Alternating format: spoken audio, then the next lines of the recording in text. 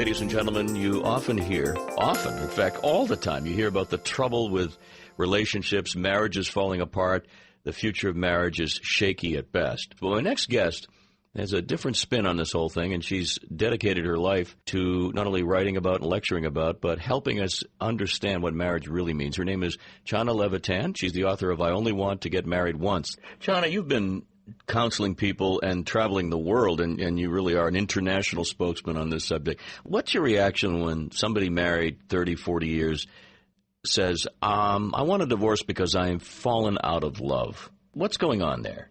You know, I think it's sort of in fashion to say, fall out of love and get divorced after 30 years. That seems to be the trend. And it is so sad. It is so sad to me because I know that the key to marriage is constantly, over and over again, choosing love. Choosing love, because love is a verb. It's not just a feeling. And if we keep choosing that love, the love is not going to die. And when I say choosing love, I mean choosing loving actions, giving, supporting, encouraging, getting out of ourselves, getting into our spouse's shoes, into their heart. What are they going through? What are they feeling? And when we do that, the love comes alive, and we invest like that in our spouse, they end up coming back towards us with that same kind of energy. Maybe not right away, but if we keep it up, that's how we get that ball rolling. Right. Well, you talk about the essential need for love in that video and in the book, of course. Oftentimes people get in a rut, and they are, in a sense, rather stale in a relationship. Is it a good idea to wake things up, shake things up, maybe get married again, have another ceremony sometime just to reignite this whole thing? Absolutely. First of all, going away for honeymoon can be done at any time, and I always suggest to couples that really going away together for a few days for a honeymoon every year is great. But to have another ceremony, fantastic. Well, I know a woman who got proposed to 3 times by her husband. And he just, every time, he wanted to pull something new, and they were in a different place.